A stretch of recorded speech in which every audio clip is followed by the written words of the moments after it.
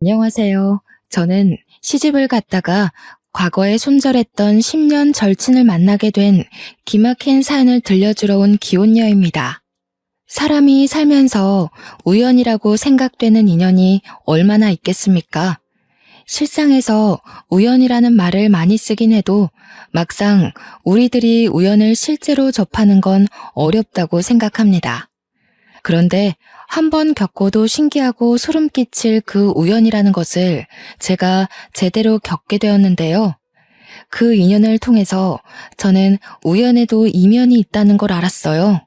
신기한 것과 소름 끼치는 것 한 끗 차이의 감정 같지만 정말 천지 차이의 기분이거든요. 소갯말에 말했던 것처럼 다른 부분도 아니고 제가 직접 끊어낸 인연을 우연히 다시 만나는 건 굉장히 어색하고 민망한 기분이라는 겁니다.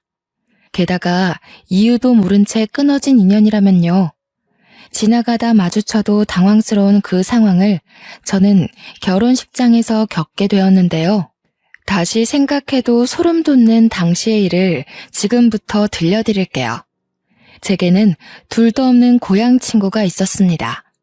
고등학교 때부터 친구여서 대학까지 함께 갔던 친구가 있어요. 고등학교 1학년 때부터 같은 반이었는데 3년 내내 같은 반을 하다 보니 자연스레 되게 친해지게 되었고 대학까지 같이 붙는 바람에 저희는 공식 절친이 되었죠. 당연히 대학 졸업까지 4년 동안도 서로 소울메이트라 생각하며 잘 지냈습니다. 저희들은 학교 친구들이 다 겹치기 때문에 동창 만남을 가지더라도 늘 함께 동행도 했어요. 이 친구를 제 인생에서 드러내는 건 저의 학창 시절을 통째로 드러내는 것과 같습니다. 그만큼 이 친구를 손절하는 게 제겐 쉽지 않았다는 겁니다. 그러니까 그렇게 친했던 저희가 서로 다른 지역에 취업을 하면서 이전처럼 잘 못 만나게 되었는데 그 때문에 서로 자연스레 다른 인맥이 생겼거든요. 그럼에도 워낙 친했던 사이다 보니까 1년에 한 번은 무조건 만났었어요. 초반에는 서로 사회생활 고민도 나누고 과거 추억 얘기도 하고 재밌었습니다. 그런데요. 어느 순간부터 친구의 말이 제게 불편하게 꽂히기 시작하는 거 아니겠습니까?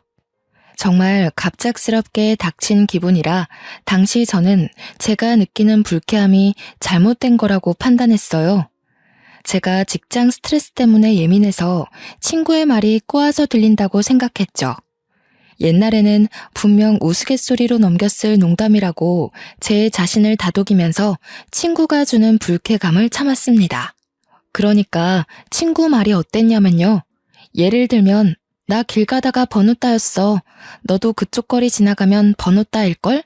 이라고 물었을 때 친구는 야, 네가 뭐 어때서 너도 그 정도면 예뻐 라고 받아친다는 거죠. 여기서 다른 사람들은 어떻게 생각할지 모르겠지만 저는 좀 기분이 상했습니다. 누가 외모에 대해서 얘기를 했나요? 저는요, 나 못생겼는데 못생긴 나도 그 길거리에서 번호 따였다. 그러니 나보다 예쁜 너는 당연히 따일 거다. 라고 얘기한 것이 아닙니다. 다른 사람들의 생각을 들어보지 못해서 차마 친구 말이 이상하다고 확신할 수 없지만 듣는 사람인 제 입장에서 제가 그렇게 느꼈다면 불쾌한 말이 맞는 게 아닐까요? 그래도 저는 당시 그때를 유려하게 잘 넘겼습니다. 제가 예민해서 꼬아듣는다고 생각했으니까요. 그런데 말이에요. 저런 식의 표현이 한두 번이 아니라면 어떤 생각이 드시겠어요? 친구는 늘 과거의 전 남자친구들에게 얽매여 있는 사람이었는데요. 이 친구 남자친구들이 하나같이 다 못생겼거든요. 그 대신 다들 제 친구를 공주처럼 떠받들어주던 남자들이었습니다. 처음엔 몰랐는데 나중에는 친구가 일부러 그런 애들만 만나는 것 같더라고요. 그러면서 자기가 남자를 다 후릴 수 있는 여자라는 걸 주위에 보여주고자 했던 것 같아요. 같이 학교 다닐 때만 해도 몰랐는데 그런 식으로 자존감을 올리는 친구라는 걸 제가 직장 생활을 하면서 많은 사람을 마주하다 보니 알게 되었습니다. 쉽게 말하면 고민 척하는 여우였다는 거죠. 그걸 깨달은 순간 저는 친구한테 정이 떨어져 점차 연락을 무시하게 되었고, 그렇게 저희 관계가 자연스레 끊긴 겁니다. 그런데 황당한 건 이 친구가 자존감은 낮은데 자존심은 높은 편이라 저한테 손절당했다는 걸 인정 안 하고 오히려 자기가 저한테 손절쳤다고 소문을 냈더라고요. 저랑 그 친구랑 겹치는 친구가 많아서 우연히 들었습니다. 그래서 그 친구가 결혼하는 사실을 알았음에도 축하를 안 해줬어요. 친구도 저한테 청첩장을 보내지 않기도 했고요. 솔직히 인연을 끊는다는 게 쉽지 않았습니다. 저의 소중한 학창시절 과거가 모조리 부정받는 느낌이 들어서 어떻게든 친구를 이해해서 평생 친구로 끌고 가려 했거든요. 그런데 인간관계라는 것이 아닌 건 아닌가 봐요. 아무리 제가 친구를 이해해보려 해도 친구를 만날 때마다 찝찝하고 불쾌한 감정이 들고 은근슬쩍 제 외적인 모습을 돌려가며 비하하는 게 느껴져서 더는 못 만나겠더라고요. 그 친구에게 보고 싶다고 연락이 올 때마다 거부감이 들면서부턴 어쩔 수 없이 차단을 했습니다. 그렇게 손절하기로 마음먹기까지 근 3년을 고민했고 친구가 더 이상 저를 존중하지 않는다는 걸 확실히 깨우치고 나서야 겨우 끊어낼 수 있었던 겁니다. 제가 그 정도로 깊은 관계를 끊어내본 게 처음이라서 초반에는 좀 스트레스 받았습니다. 10년 친구를 버렸으니 인생 헛살았다는 생각도 들었고 앞으로 제 주위에 아무도 없겠구나 싶은 두려움도 쏟아지더라고요. 그런 식으로 한 5년이 흘렀을까? 시간이 약이라고 한 번씩 친구가 생각나긴 했지만 예전만큼 죄책감이 들진 않더군요. 인연이야 다시 생길 수 있는 거고 사람 인생에서 인연을 목표로 둔다면 잃는 게 더 많을 거라는 직장 선배의 조언 덕분에 꽤 많은 자신감이 생겼어요. 20대보다 30대가 되니 확실히 인간관계에 덜 연연하게 되기도 했고요. 저는 직장 동료들과 날을 잡아서 일본 여행도 갈 만큼 순간의 인연들과 즐기며 보내기로 했습니다. 일본 여행은 제게 평생 잊혀지면 안 될 소중한 기억인데요. 우연히 일본 식당에서 한국 사람을 만난 적이 있었거든요. 그런데 그 사람이 바로 제 남편이 되었다는 거예요. 이 인연은 아직도 신기해요. 남편은 요리를 참 잘하는 사람이었고 외국 업계로 뻗은 한국 식당들을 홀로 총괄하는 요리사였습니다. 뉴욕 잡지에도 실린 적도 있다던데 당시에 거기까지는 잘 몰라서 그 유명한 사람을 못 알아봤었네요. 이런 것도 운명이라고 해야 되는 건지 주로 뉴욕 식당에서 일을 했던 남편이 하필 그 당시 일본에 막 귀국한 날이었고 거기서 저를 만나 인연이 된 겁니다. 더 놀란 건 남편이 저더러 자꾸 눈길이 간다고 먼저 관심을 보였다는 거예요.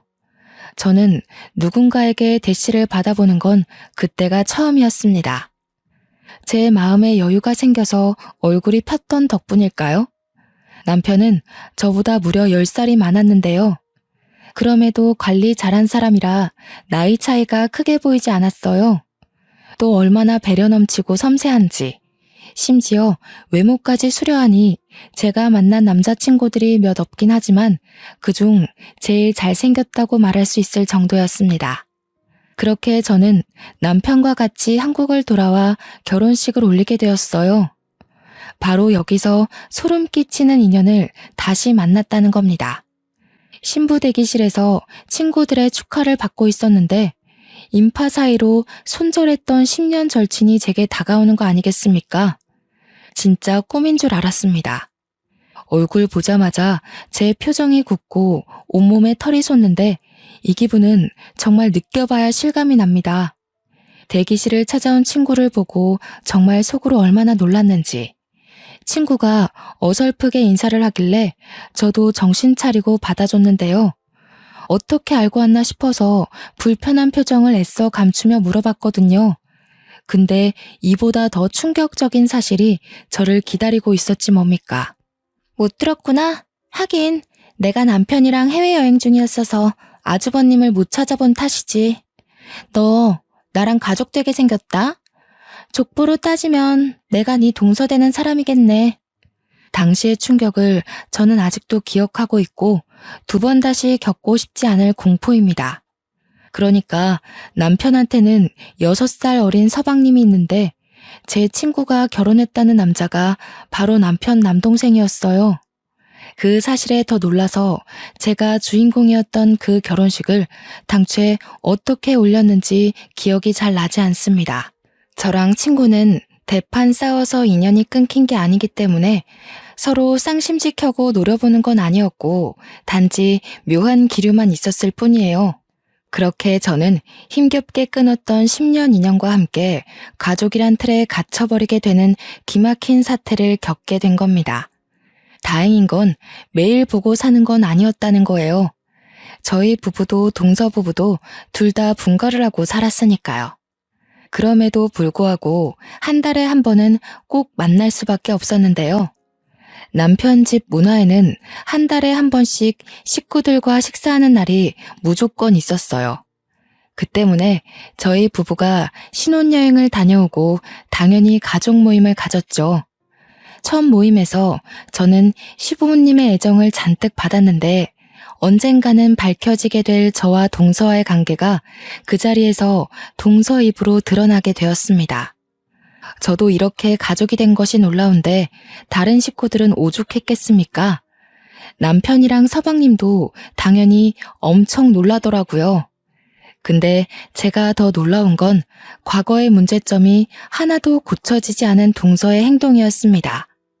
근데 아주버님이랑 저는 2분 결혼하고 처음 보는 거네요.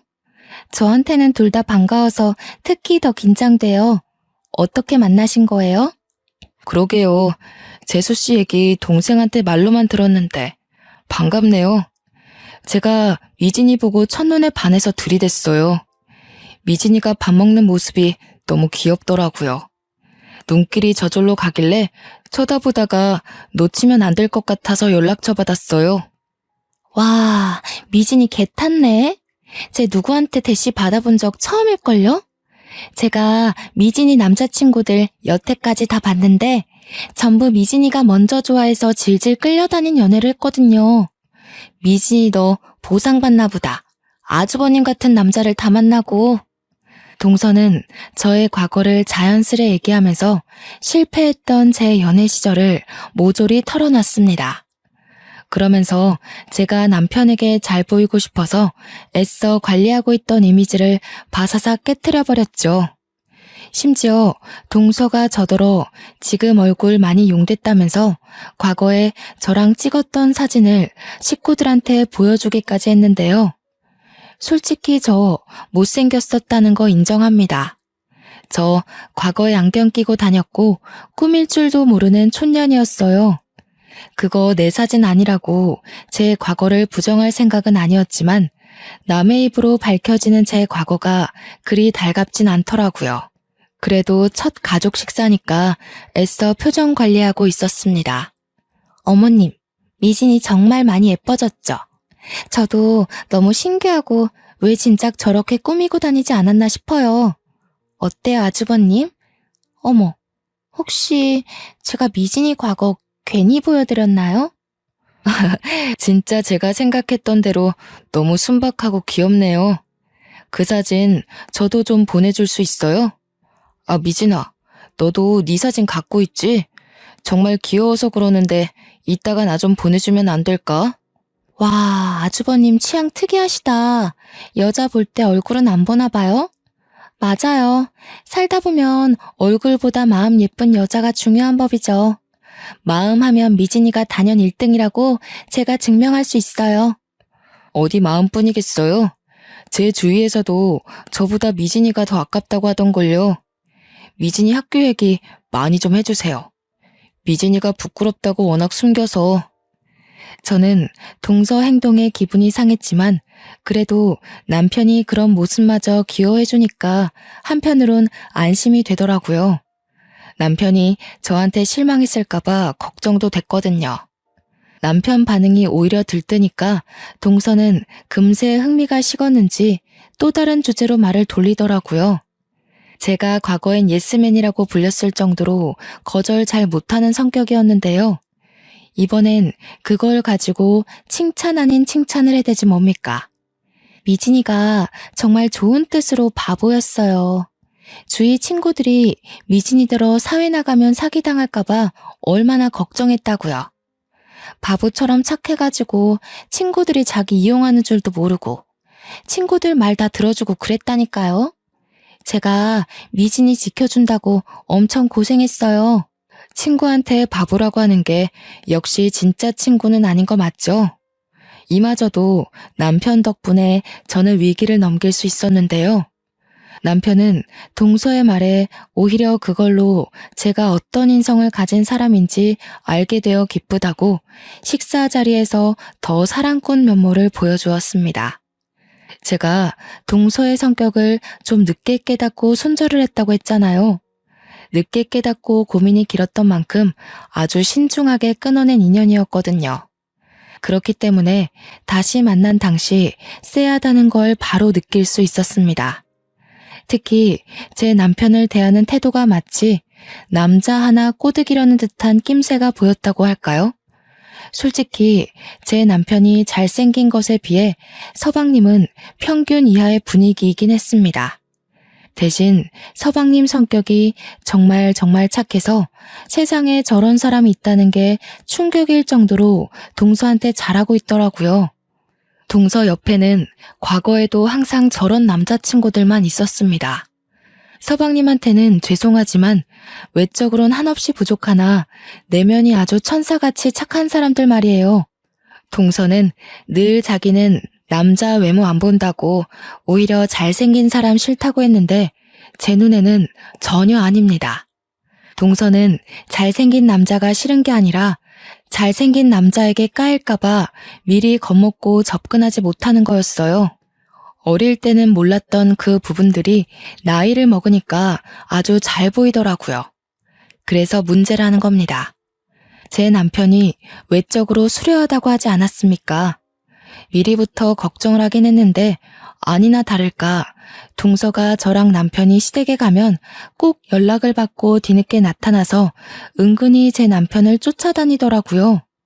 남편 말에 크게 리액션하고 많이 웃어주고 같은 동선 많이 만들고 그랬습니다. 그게 제 눈에만 너무 잘 보여서 제가 동서를 손절할 수밖에 없었던 이유들이 또다시 느껴야만 했어요.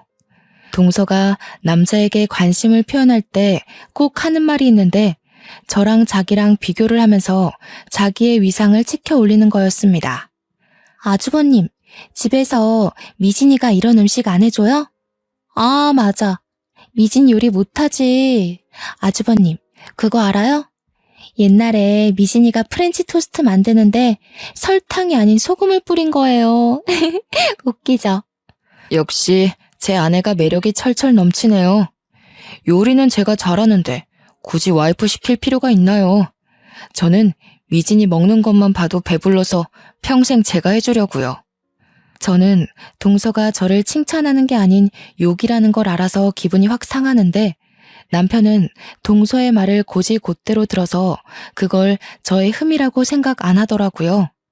오히려 매력이라고 봐주니까 동서는 되로 주고 말로 받는 식으로 남편의 철벽을 느껴야 했습니다. 남편 덕분에 제가 딱히 동서에게 화낼 만한 일은 생기지 않았어요. 저도 이젠 예전처럼 바보같이 이해해주는 사람은 아니라서 되레 남편에게 잘 안 하던 애교까지 부리고 그랬네요. 그럴 때마다 동서의 시선이 느껴지는데 그 눈빛이 조금 어이없었습니다. 누가 보면 미혼인 줄 알겠어요. 남편이 있는 사람이 도대체 왜 남의 남편을 자기 남자 만들지 못해 시기를 한답니까? 그마저도 한 달에 한 번 꼴이니까 가정의 평화를 위해서라도 참아야만 했네요. 그리고 어느 날엔 시모 생신상을 준비한다고 다시 시댁으로 모인 적이 있었습니다. 당연히 며느리인 저랑 동서가 같이 요리를 하게 되었어요. 야, 그건 그렇게 하면 안 되지. 어머님 짜게 못 드신단 말이야. 너 예전에도 MT 때인가? 냉면 뜨겁게 끓였다가 애들한테 욕먹었잖아. 요리를 그런 식으로 하는 애가 마음대로 아무거나 만지면 어떡해. 언제적 얘기래. 지금은 그런 실수 안 하거든? 그리고 여기 어른들도 계신데. 야, 니. 이런 말은 조심하는 게 좋을 것 같다. 듣기 안 좋아. 첫 모임 때도 말 없던 걸 이제 와서? 우리 사이에 형님 동서는 무슨? 이미 어머님 아버님도 이해할 텐데 뭘. 중요한 건 호칭이 아니라 언행이야. 과거에는 제가 모르는 것이 많아서 동서가 가르쳐주는 게 많았던 건 사실입니다. 하지만 이미 그건 15년도 넘은 일이었고 그 사이 사람 성격이 안 바뀔 수가 있겠어요? 동서는 자꾸 저를 과거의 저로 기억을 하고 대하더라고요. 그래서 그런지 저를 함부로 대하는 것도 과거와 너무 똑같다고 느껴졌습니다. 동서의 여우 같은 의도가 너무 잘 보이다 보니 불쾌감도 그만큼 빨리 찾아왔는데요. 그럼에도 괜히 과거 감정으로 싸우기 싫어서 저는 동서가 말할 때마다 자리를 피하는 방법을 택했습니다. 동서는 생각보다 눈치가 없더라고요. 제가 생각해도 저는 과거랑 많이 다른데 전혀 제 표정을 못 읽는 거 아니겠어요? 그저 동서는 시댁 식구들의 애정을 듬뿍 받는 데에만 혈안이 되어 있었습니다. 아주 작정을 한 사람처럼 행동했어요. 굳이 멀리 있는 서방님을 불러내 제가 만든 음식과 자기가 만든 걸 간을 보게 해서 어떤 게 더 맛있냐고 굳이 평가를 묻더군요. 식탁에 놓을 때도 제 음식과 자기 요리를 꼭 구분해서 배열해 놓더라니까요. 어머님, 짠 거 못 드시잖아요. 여기는 미진이가 만든 거니까 드시지 마시고 이쪽 거 드세요. 어머님 입맛 맞추는 건 제가 이제 장인이에요. 그래, 작은 애가 내 입맛을 잘 알긴 하지. 새아기는 결혼한 지 얼마나 됐다고 그런 것까지 알겠어. 한참 신혼이라 깨볶는다고 바빠야지. 나는 뭐 상관없다. 너희들이 이렇게 시간 내고 와서 내 생일 챙겨주는 것만으로도 좋아. 어머님 신경 안 쓰이게 제가 미진이한테 많이 알려줄게요. 제가 옛날에 완전 맹탕이었거든요.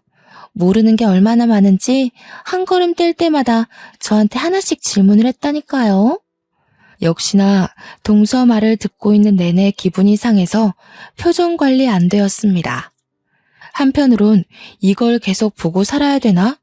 벌써부터 스트레스도 받았어요. 제가 이혼을 해서 이 시댁을 떠나지 않는 이상 저 친구를 계속 봐야 되잖아요. 이게 정말 매 순간마다 고민일 만큼 저한테는 엄청난 근심이었습니다. 그래도 과거와 다른 점이 있다면 사랑꾼 남편이 제 곁을 든든하게 지키고 있다는 겁니다. 남편은 동서 음식에는 손도 안 대고 제 음식을 먹으면서 간이 딱 좋다고 칭찬을 했어요. 자기는 밍밍한 요리 먹으면 입맛 떨어지더라면서 은근슬쩍 동서 음식을 까내렸죠.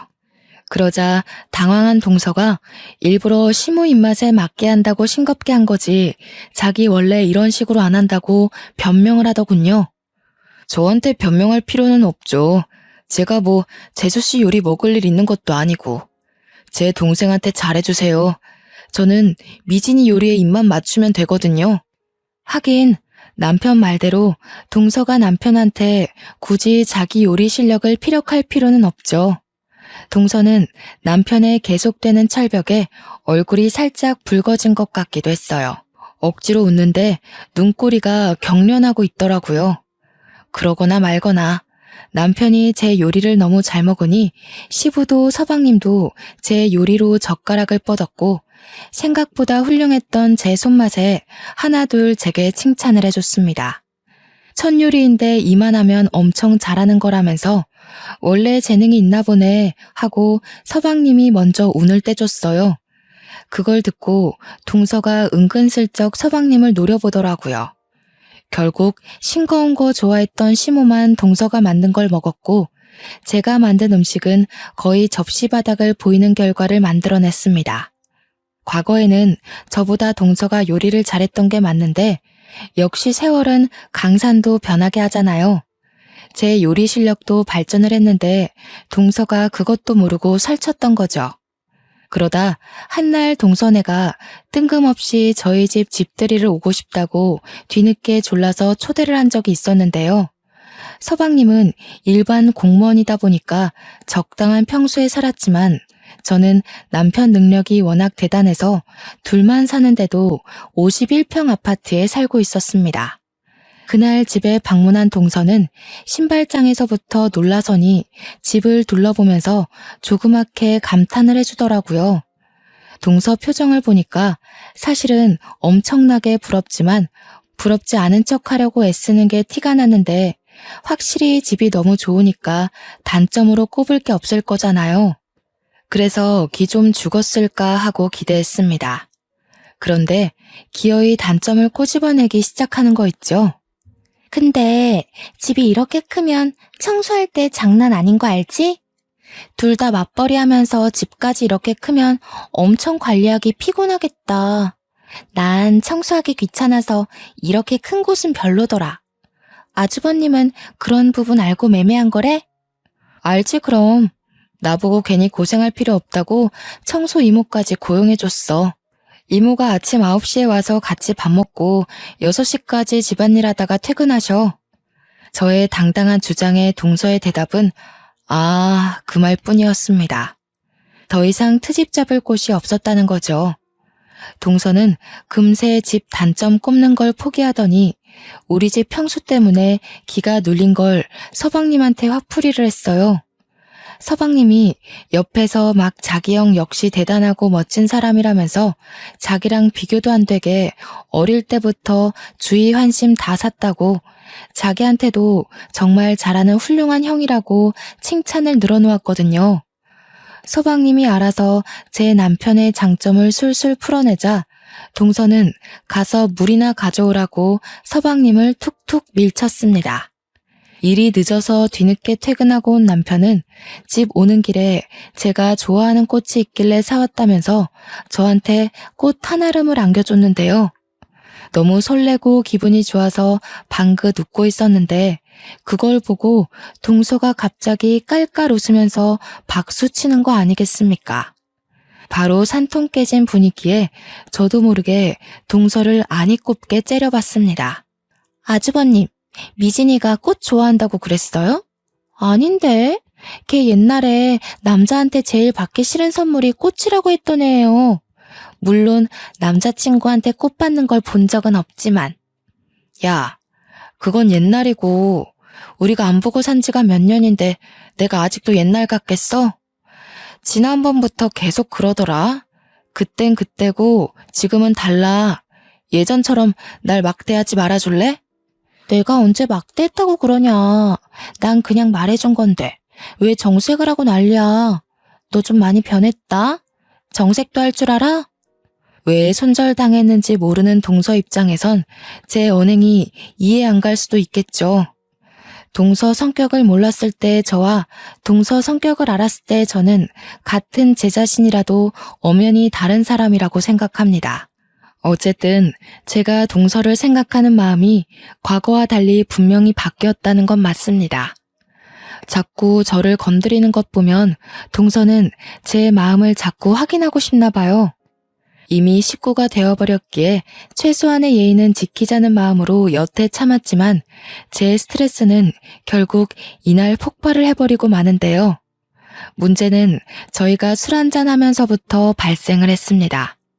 술 들어간 동서는 입에 필터가 없었고 제 과거는 물론이거니와 자기가 과거에 인기 많았다는 것까지 자랑하기 시작했습니다. 대학 때 저랑 동서가 같이 과팅을 나갔었는데 거기 남자 2명이 제가 화장실 간 사이 뒤에서 다 자기를 몰래 찍었다고 저한테 미안해서 말 못했다며 또 자기 인기 자랑을 하기 시작하더라고요. 만날 때마다 인기 자랑, 남자 자랑을 하는데 시작부터 진짜 너무 질리지 뭡니까? 그래도 한편으로는 제가 동서를 오해해서 손절한 게 아니란 걸 확신할 수 있어서 완전 안심이었습니다. 그리고 저 또한 동서에게 막대해도 되겠구나 싶어 마음이 놓이더라고요. 동서가 술김에 막말을 하는 것처럼 저도 술 한 잔 들어간 김에 맞대응을 해봤습니다. 그래, 너 인기 많았지. 근데 하나같이 다 못생겨가지고 네가 진짜 진심으로 너무 아까웠어. 너 눈이 너무 낮다고 주위에서 친구들이 네 남친 얘기 많이 하더라고. 너한테 말하기 미안해서 듣기만 했는데 친구들이 네 남친 10트럭을 갖다 줘도 갖기 싫다고 하더라. 네가 남자친구 자랑하고 자리 뜨면 친구들이 다 너더러 비대단하대. 뭐라고? 진짜 어이없다. 뒤에서 그런 말 했으면 그때 얘기해줬어야지. 도대체 누가 그런 소리를 했는데? 애들 다 나한테는 내 남친 칭찬 엄청 했는데? 그럼 네 앞에서 네 남친 욕을 하겠어? 네 남친 본 애들은 다 그랬어. 안타깝지만 남친들 다 별로였다고 생각했어서. 나도 차마 말 못했지. 네가 너무 들떠서 자랑하는데 거기다 대고 어떻게 그 기분을 망쳐놓겠어? 동서는 자존감이 낮기 때문에 이 정도의 말만 들어도 엄청 자존심 상했을 거라 저는 확신할 수 있었습니다. 그간 봐왔고 연구해봤던 동서의 행적을 너무도 잘하니까 이젠 척하면 척으로 다 알아차렸죠. 아니나 다를까 동서가 약간 울컥했는지 아무렇지 않은 척하면서 자기는 남자친구 인성만 보지 외모 보고 사귀는 애들이랑 다르다면서 스스로를 보호하더라고요. 늘 그랬던 방식처럼. 참 어떻게 보면 안쓰럽기도 하고 오죽 자존감이 낮으면 저러고 살까 싶어서 적당히 하고 말랬더니 동서가 그새를 못 참고 주제를 돌려 남편한테 치근덕대더라고요. 남편한테 맛있는 안주 좀 만들어 달라면서 애교 철철 넘치게 부탁을 했습니다. 남편은 흔쾌히 저희를 위해 요리를 해줬고 서방님은 그 사이에 또 자기 형을 칭찬하기 바빴습니다. 솔직히 제가 봐도 남편과 서방님의 능력 차이가 너무 눈에 보이는데 동서가 몰랐을 리가 있겠어요? 너무 우리 남편 칭찬만 하는 서방님에게 제가 반대로 서방님을 칭찬했거든요. 서방님의 성실하고 오죽한 면을 칭찬하자 동서가 이때다 싶어 나섰는데 그게 사건의 발단을 불러일으켰습니다. 서방님도 공무원 진득하게 하면서 안정적인 가정 꾸리고 계시잖아요. 저희 남편은 모험하는 걸 좋아해서 한 번씩 제가 다 긴장이 돼요. 좀 그렇긴 하겠다. 난 가정이 있는데 모험하고 그러는 남자 좀 그렇더라. 내 남편은 안정직이라서 전혀 그런 위험 부담이 없거든. 근데 또 한편으로는 아주버님 보면 어떻게 내 남편은 모험 한 번 안 해봤지? 싶어서 궁금하긴 하더라고. 배부른 소리 한다. 안정직이 좋은 거지. 그리고 서방님이 굉장히 심성 좋잖아. 서방님같이 착한 남편 세상에 드물어. 나 정말 서방님이 너한테 생각하는 마음 보고 깜짝 놀랐다니까. 이렇게 착한 남자 만나는 것도 다 복이야. 그러니? 우리 서로 안 가져본 것에 대해 욕심이 생기나 봐. 난 모험하는 남자 궁금하고 넌 착한 남자 궁금하고. 내 남편이 그렇게 마음에 들면 우리 한번 남편 바꿔볼래? 동서는 옛날에도 이런 농담을 한 적이 있었습니다. 제가 조금 잘난 남자친구를 만나면 제 남친과 자기 남친을 계속 비교하면서 바꿔볼래? 같은 정신나간 농담을 했었어요. 그때마다 제 남자친구들이 동서가 부담스럽다고 다시 보고 싶지 않아 해서 2번 만남으로 이어진 적은 없었습니다. 결혼을 안 했다면 이 친구를 영영 볼 일은 없었을 텐데 어쩌다가 제가 또 이런 소리를 듣고 있는 건지 모르겠네요. 저는 그 얘기를 듣고 제 감정 상한 걸 떠나 서방님의 기분이 크게 신경 쓰였습니다. 어느 배우자가 이런 소리를 듣고 별일 아닌 걸로 넘어가겠어요? 역시나 서방님은 동서한테 벌써 실망한 기색이 역력했고 서운하다는 말까지 표출했습니다. 그런데 동서 하는 말이 서방님에게 더 큰 상처를 주고 말았죠. 서운하면 뭐? 이혼하자고? 그럴 배짱도 없으면서 괜히 권위 잡으려고 하지 마. 그런 건 아주버님처럼 잘난 남자들만 통하는 거야. 우리 이혼하면 손해보는 건 당신이야. 당신 얼굴에 나 같은 여자 만날 수 있을 것 같아? 당신이 먼저 낳자면 난 잡을 생각 없다는 것만 알아도. 야, 말이 너무 심한 거 아니야?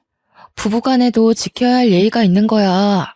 사람 기분 나쁘게 무슨 말을 그런 식으로 해. 서방님 기분도 좀 생각하지? 괜찮아. 얘 바보라서 내가 또 잘해주면 금방 풀려. 우리 서로 그렇게 3년을 살았어. 이 정도 말은 얘한테 기분 나쁜 것도 아니야. 바보라서. 저 말을 듣는데 과거의 동서가 저한테도 저런 똑같은 말을 했다는 게 떠올랐습니다. 서방님은 화가 나서 자리를 떴고 동서는 정말 신경도 안 쓰고 앉아있더라고요. 어차피 남은 정도 없었지만 그 없던 정마저 모조리 다 떨어진 저는 젓가락을 내려놓았고 서방님 달래주러 가려고 일어났습니다. 동서가 어디 가냐고 묻더라고요. 그 꼴마저 보기 싫어서 대답을 안 했는데 제가 어디 가는지 이미 알고서는 그냥 내버려두면 지 알아서 풀린다고 제 등에 대고 자꾸 재수없는 소리 하는 거 아니겠습니까? 무시하고 서방님한테 갔더니 서방님은 화장실에 들어가 있더라고요. 제가 차마 들어갈 수 없는 곳이라서 잠깐 밖에서 기다리다가 결국 다시 자리로 돌아갔는데 있어야 할 동서가 사라지고 없는 겁니다. 어디 갔지 싶어서 동서를 찾다가 곧 제 방에서 메이크업 수정하고 있는 동서를 발견했는데요. 너무 자연스럽게 제 물건에 손을 대고 있어서 황당한 말씨로 뭐 하냐고 물었습니다. 립스틱 좀 빌리자. 입술이 없어져서. 넌 내 화장이 이 모양이면 말 좀 해주지. 아주버님이 뭐라고 생각했겠어. 일부러 나 못생겨 보이게 하려고 한 거야? 아주버님이 나한테 흔들릴까봐? 뭐라고? 음식을 먹으면 당연히 입술이 지워지는 거지. 식구끼리 그런 걸 왜 신경 써? 그리고 내가 뭐하러 너 못생겨 보이게 해? 우리 남편이 너한테 흔들릴 일이 뭐 있는데? 그야 내가 너보다 예쁘니까. 남자들은 시각적 아름다움에 약하잖아. 솔직히 너 좀 그럴까봐 이런 말 안 하려고 했는데 아주버님이 약간 나한테 관심 있는 것 같더라고. 아까 술 먹는데 계속 나랑 눈 마주치는 거 있지? 걱정 마. 가정 불화 일으키는 일은 없을 테니까. 동서는 저랑 친구하면서 늘 이런 식의 마인드를 갖고 있었구나라는 걸 그날로써 확신을 가졌고 나이도 먹고 사회에 찌든 저는 더 이상 동서가 알던 순수한 친구가 아니라는 것도 보여주고 싶었습니다. 그래서 동서가 가지고 있던 립스틱을 빼앗았어요. 그대로 그걸 동서 입술에 쳐박아 버리고 파우더 가루를 쳐붓고 액상 화장품을 뜯어서 들이부은 다음 클렌징 크림까지 덕지덕지 묻혀주었습니다. 충격에 물든 얼굴로 동서가 악 소리를 지르자 서방님이랑 남편이 뒤늦게 쫓아왔어요. 운 좋게도 그 타이밍에 동서가 저를 밀치는 바람에 제가 바닥으로 철퍼덕 넘어졌거든요. 그 때문에 남편이 놀라서 동서를 밀쳤는데 남편임에 동서가 화장대로 꼬꾸라졌지 뭡니까. 뭐 하는 거예요, 재수씨? 재수씨 정말 그렇게 안 봤는데 굉장히 개념 없는 사람이네요. 저 말고 다른 사람이 제 와이프 몸에 손대는 거 싫어합니다. 당장 사과하세요. 지금 나한테 화내는 거예요? 아주버님이 나한테 그러면 안 되죠. 제가 미진이보다 아주버님이랑 먼저 가족인 사람이에요. 그리고 상황도 잘 모르면서 무작정 미진이 편을 들면 어떡해요. 미진이가 먼저 날 이렇게 만들었다고요. 오죽 착한 사람이 그랬을까요? 도대체 이 착한 사람을 얼마나 이용해 먹었길래요? 평소 개미 한 마리도 못 죽이는 사람인데 재수씨가 그만큼 영악했던 거 아니에요? 영악이요? 내가 이용하길 뭘 이용해요. 옛날처럼 친구니까 화장품 좀 빌렸었을 뿐이에요. 우리 원래 이런 사이였다고요. 근데 옛날에는 가만히 있던 게 지금은 이 짓을 했잖아요. 그럼 제가 미친 거 아니냐고요. 네가 내 남편 꼬실 수 있다고 자만했잖아. 내 남편이 너한테 눈길 보냈다고 착각했잖아. 그걸 참고 넘어가주는 와이프가 어딨는데? 너는 옛날에도 내가 잘난 남자만 사귀면 꼭 그렇게 으스대더라? 제발 그만 좀 꼬리쳐. 너 그렇게 안 예쁘거든? 대학 다닐 때 선배들 사이에서 너 못생긴 여우라고 소문났었어. 몰랐지? 제 말에 같이 듣고 있던 서방님이 더 충격을 받았습니다. 서방님한테는 계속 미안했어요. 그래도 별 수 있나요? 차라리 서방님이 동서에게 그만 정을 뗐으면 좋겠다고도 생각했습니다. 그때 남편도 서방님의 무너지는 표정을 확인했는지 동서한테 더 으름장을 놓았는데요. 그렇게 미인도 아니면서 콧대가 왜 그렇게 높은지 모르겠는데 내가 일하면서 각국의 미인분들 많이 봤거든요. 근데 재수씨 수준이면 평균 이하예요. 저 솔직히 재수씨 보고 더러운 피부도 화장으로 다 덮고 억지로 속눈썹 올리고 하관이 좀 긴 편이길래 인기 많았다고 해서 의아했거든요. 제가 재수씨한테 눈길 줬다고요? 그거 피부가 너무 더러워서 쳐다본 거예요. 뭐라고요? 저 예쁘다는 소리 많이 들었거든요. 아주버님 동생도 나 예쁘다고 쫓아다닌 거예요. 뭘 알고나 말하세요. 남자마다 예쁜 기준이 다르다는 거 모르시나 보죠? 그러자 잠자코 듣고만 있던 서방님이 입을 열었는데 그 길로 동서는 이혼을 하게 되었습니다. 솔직히 내 기준에 예쁜 사람 만나기 힘든데 나보다는 당신이 외적으로 뛰어나니까 예쁘다고 했던 거야. 요즘 세상이 어느 때인데 나도 보는 눈 있어.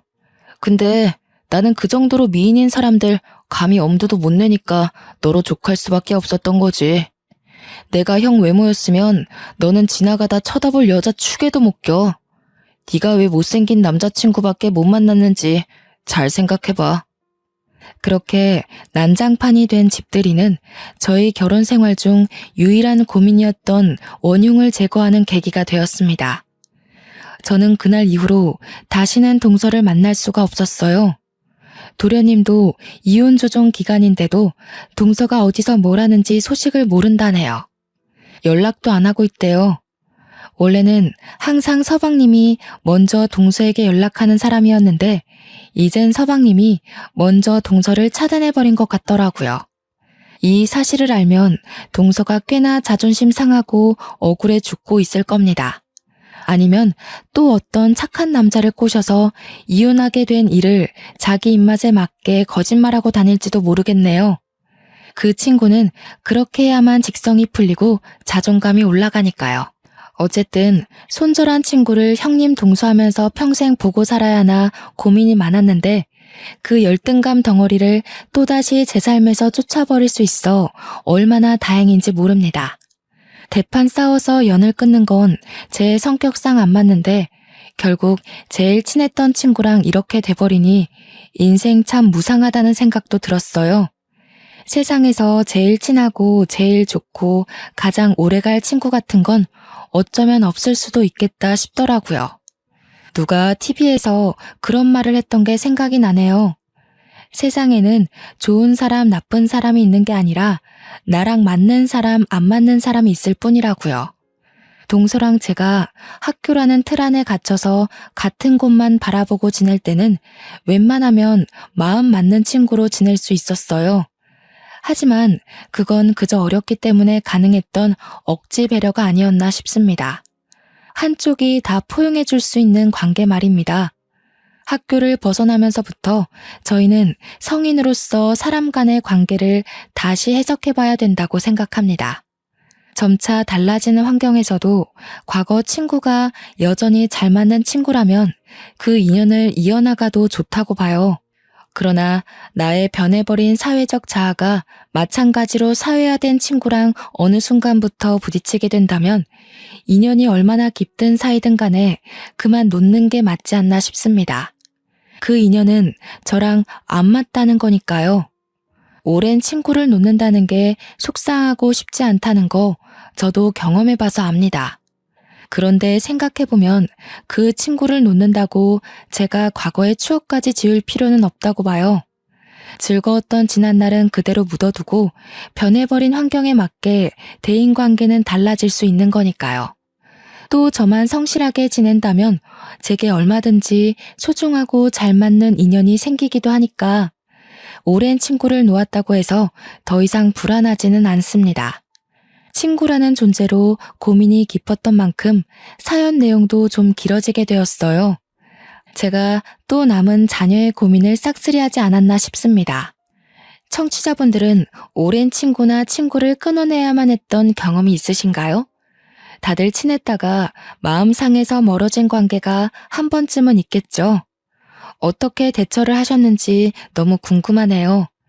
기회가 된다면 인간관계 조언에 대해 듣고 싶네요. 고민으로 시작해 고민으로 끝난 사연인 것 같습니다. 제 이야기 들어주셔서 너무 감사하고요. 늘 평안한 밤 되시길 바랍니다.